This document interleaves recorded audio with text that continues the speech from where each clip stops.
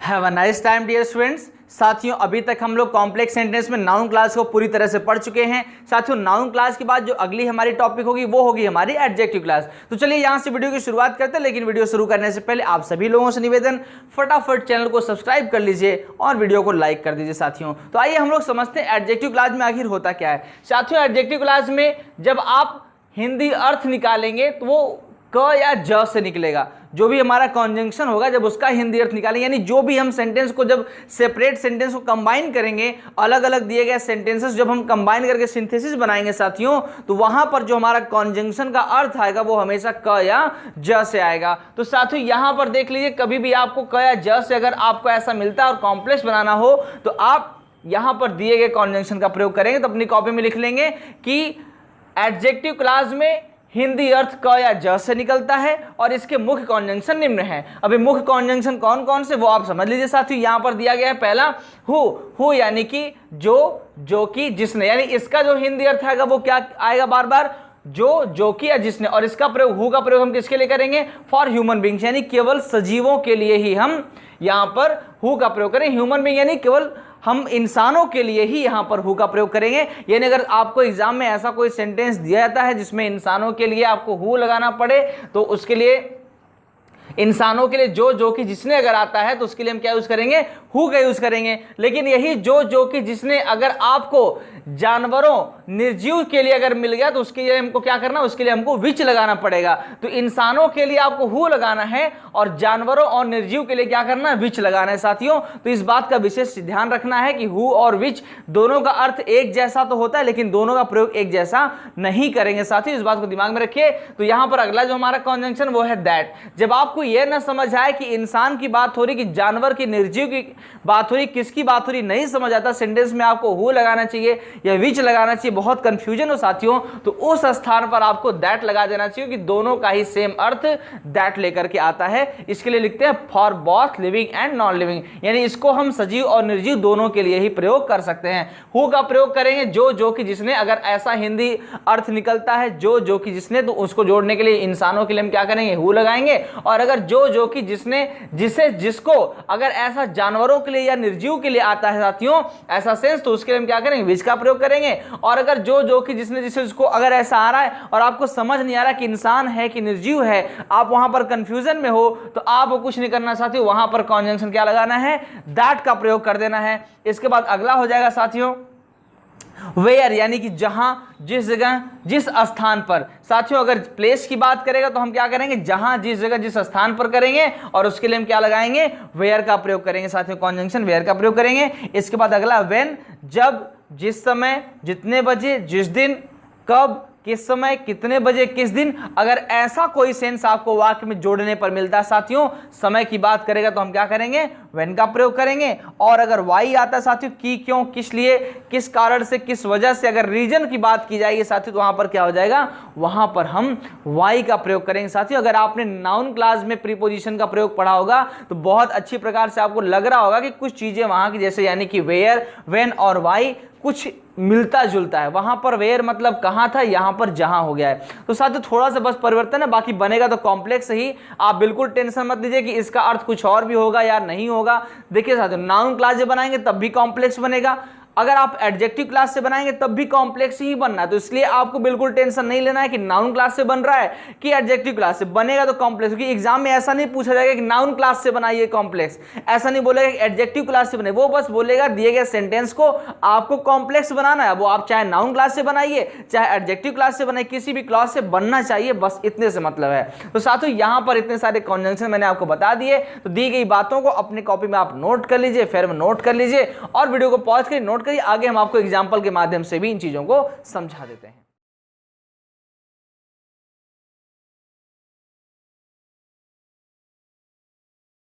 तो चलिए साथियों, यहां पर आपको समझाने के लिए मैंने बहुत सारा एग्जाम्पल दिया हुआ है। यहां पर जो एग्जाम्पल दिए हैं, आइए मैं उनको आपको एक एक करके समझाता हूं उन्हें किस प्रकार से हमें बनाना है। एक बात का विशेष ध्यान रखना, आप नोट लिख लीजिएगा, नोट फर्स्ट लिखेंगे कि साथियों जहां भी हु, विच और दैट लगाएंगे वहां पर सब्जेक्ट को हम गायब कर देंगे, यानी जिस सब्जेक्ट के लिए हम हु, विच और दैट लगाएंगे उस सब्जेक्ट को हम हटा देंगे। और दूसरा नोट लिखेंगे साथियों कि जो दिए गए कॉन्जंक्शन आपको बताए गए हैं उन्हें हम बिल्कुल उसके करीब लिखेंगे जिसकी वो विशेषता बताएंगे। तो यहां पर दो नोट आपने लिख लिया साथियों। आइए अब आपको समझाते हैं कि सेंटेंस उसे किस प्रकार से हमें प्रयोग करना है। पहला सेंटेंस है the pen is mine, it is on the table. यह कलम मेरी है, यह मेज पर है। साथियों यह कलम, कलम क्या होगी, निर्जीव वस्तु हो गई ना, और निर्जीव की लाइफलेस या नॉन लिविंग के लिए हम क्या यूज करेंगे, विच का यूज करेंगे पहले। लेकिन दोनों का मीनिंग निकालते हैं। मैंने आपको क्या रूल बताया है कि दिए गए सेंटेंसेस का, अलग अलग सेंटेंसेस का पहले हिंदी में अर्थ निकालिए, फिर उन दोनों को मिलाइए और मिलाने पर जिस प्रीपोजिशन, जिस कॉन्जंक्शन से वो मिलेंगे उसी कॉन्जंक्शन का आपको यूज करना है। तो यहां पर हो जाएगा द पेन इज माइन, यह कलम मेरी है जो मेज पर है। जो, अब जो किस में आएगा, हु में भी आएगा, दैट में भी आएगा, विच में भी आएगा। लेकिन क्लियर है पेन नॉन लिविंग है तो उसके लिए हमें क्या यूज करना चाहिए, विच यूज करना चाहिए। तो साथियों कहेंगे the pen is mine which is on the table. यहां पर देखिए हमने विच लिखा तो हमने क्या किया, सब्जेक्ट इट को गायब कर दिया, क्योंकि इसी के लिए हम यहां पर क्या लिख रहे हैं, विच लिख रहे हैं। तो इस प्रकार साथियों ये हमारा क्लियर हो जाएगा। अगला सेंटेंस है आई हैव अ डॉग, हमारे पास एक कुत्ता है, इट इज वेरी फेथफुल, ये बहुत ज्यादा विश्वसनीय है। साथियों तो इसका दोनों हिंदी निकालिए, कुत्ता है यह बहुत ज्यादा विश्वसनीय है, यानी यह मेरा कुत्ता है जो बहुत विश्वसनीय है। तो साथियों यहां पर I have a dog which is very faithful, हमने क्या किया, जानवर के लिए, एनिमल के लिए क्या बताया, विच लगाना है साथियों। तो यहां पर क्लियर है कि आपको विच ही लगाना है, विच इज वेरी फेथफुल। तो मेरे पास एक कुत्ता है जो बहुत विश्वसनीय है, इस प्रकार से हो जाएगा।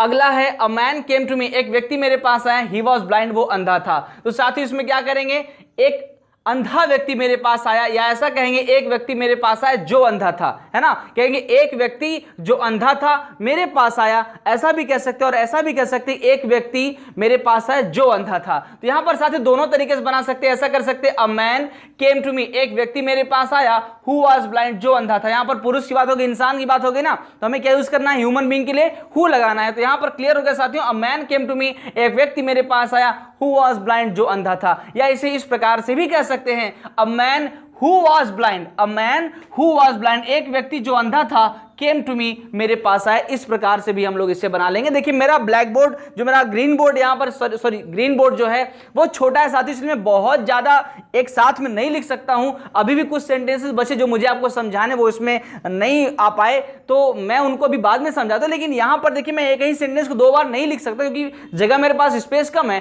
तो आप दोनों तरीके से लिखिएगा कि a man who was blind came to me, या इस प्रकार से करेंगे a man came to me who was blind. दोनों ही तरीके से हम एडजेक्टिव क्लास से बना सकते हैं। ज्यादा बेहतर होगा a man who came to me who was blind came to me, a man who was blind came to me. Actually यहां पर हु का हम प्रयोग यहां पर व्यक्ति के साथ क्यों करेंगे, क्योंकि जिसकी विशेषता होगी साथियों, जो एडजेक्टिव होगा, जो यहां पर क्लास जिसकी विशेषता बताएंगे हम उसको उसी के पास रखेंगे। यहां पर ब्लाइंड किसकी विशेषता है, व्यक्ति की विशेषता है, तो हमें यहां पर जो कॉन्जंक्शन लिखना चाहिए वो किसके साथ लिखना चाहिए, हमें इस व्यक्ति के साथ, इस पूरे क्लास को हमें इस व्यक्ति के साथ लिखना चाहिए जिसकी ये विशेषता है। यदि एडजेक्टिव क्लास, एडजेक्टिव क्लास का मतलब क्या है, ऐसा क्लास जो विशेषता बताएगा, ऐसा उपवाक्य जो विशेषता बताएगा। साथियों ये हु वाज ब्लाइंड जो अंधा था, ये उपवाक्य हो गया, मतलब एक वाक्य का आधा भाग हो गया, उसको हम उसके पास रखेंगे जिसकी वो विशेषता बताएगा। तो अ मैन, वह व्यक्ति, हु वाज ब्लाइंड जो अंधा था, केम टू मी मेरे पास आया। या ऐसा भी कर सकते हैं a man came to me who was blind, इस प्रकार से भी हम लोग कर सकते हैं, कोई दिक्कत नहीं है।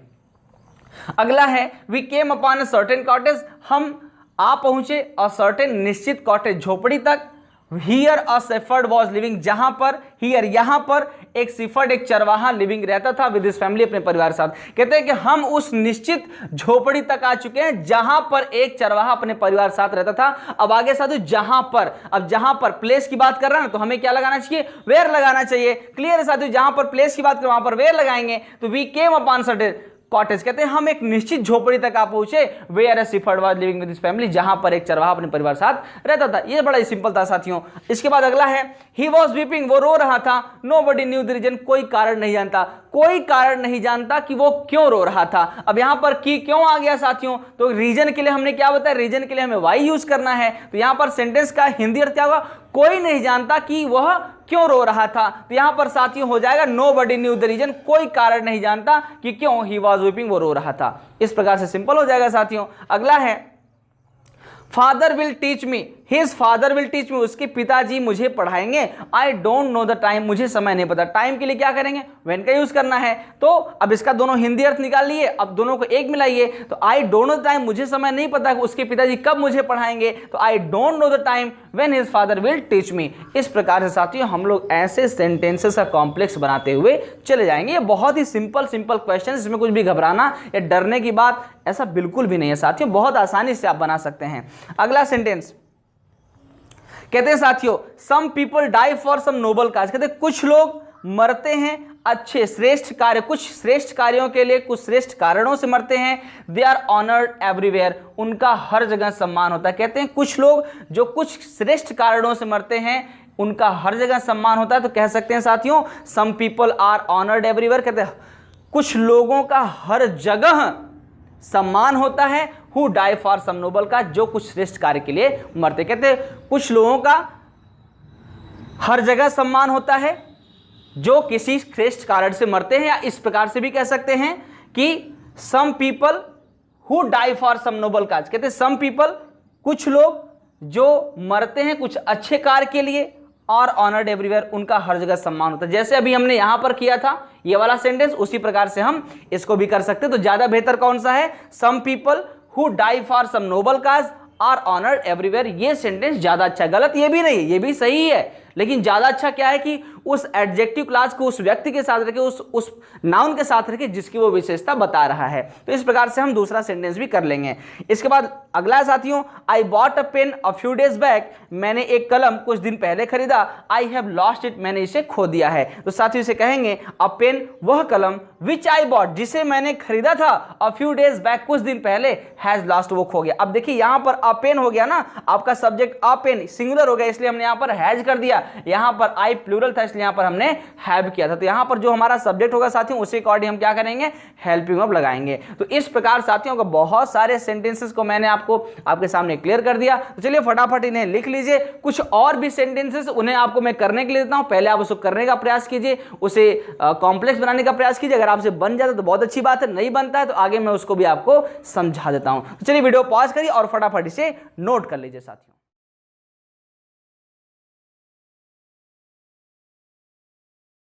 तो चलिए साथियों यहां पर मैं आपको कुछ और क्वेश्चंस दे करके आपको कॉम्प्लेक्स बनाना सिखा देता हूं। यहां पर है साथियों, ही ओन्स अ डॉग, उसके पास एक कुत्ता है। The children are frightened of it, बच्चे उससे बहुत ज्यादा भयभीत हैं। तो बच्चे किससे भयभीत हैं, उससे। तो यहां पर हो जाएगा साथियों, ही ओन्स अ डॉग, उसके पास एक कुत्ता है, ऑफ हुम, जिससे द चिल्ड्रेन आर फ्राइटेंड, जिससे बच्चे भयभीत है। यहां पर साथियों देखिए आपको ऑफ हुम लगाना पड़ गया, क्योंकि ऐसे भी सेंटेंसेस का निर्माण कॉम्प्लेक्स में हम करते हैं, इसलिए यहां पर मैंने आपको एडजेक्टिव क्लॉज में समझा दिया। तो इस प्रकार से ही ओन्स अ डॉग, उसके पास एक कुत्ता है, the children are frightened of it, बच्चे उससे भयभीत हैं। उससे मतलब जिस कुत्ते को उसने पाला तो उस कुत्ते से वो भयभीत है। ही ओन्स अ डॉग, उसके पास एक कुत्ता है, ऑफ हुम, जिससे द चिल्ड्रेन आर फ्राइटेंड, जिससे बच्चे भयभीत हैं। अगला सेंटेंस साथियों, द ट्रेवलर वॉज हंग्री, जो यात्री था वो भूखा था। ही वॉज थर्स्टी, वो प्यासा भी था।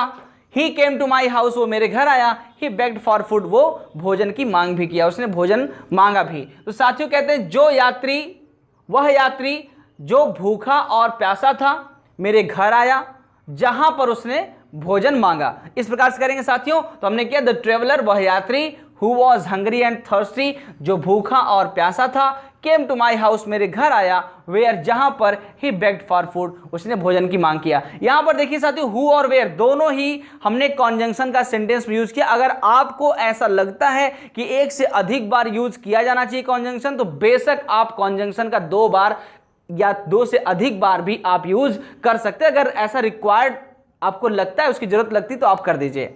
अगला है साथियों, आई हियर्ड द न्यूज, मैंने समाचार सुना। I went to the hospital, मैं हॉस्पिटल गया।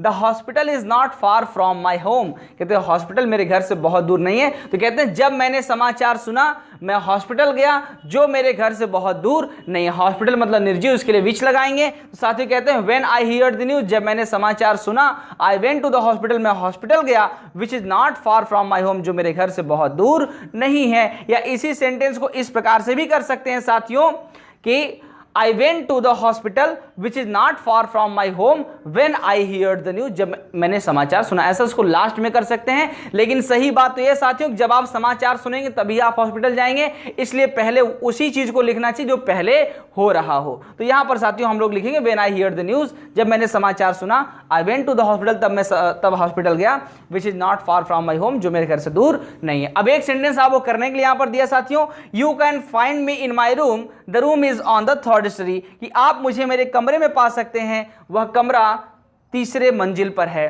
तो साथियों इस सेंटेंस का आपको कॉम्प्लेक्स सेंटेंस बनाना और कमेंट करके मुझे बताना कि आपने इसका क्या कॉम्प्लेक्स सेंटेंस बनाया। तो चलिए वीडियो को पॉज करिए, फटाफट से नोट कर लीजिए साथियों।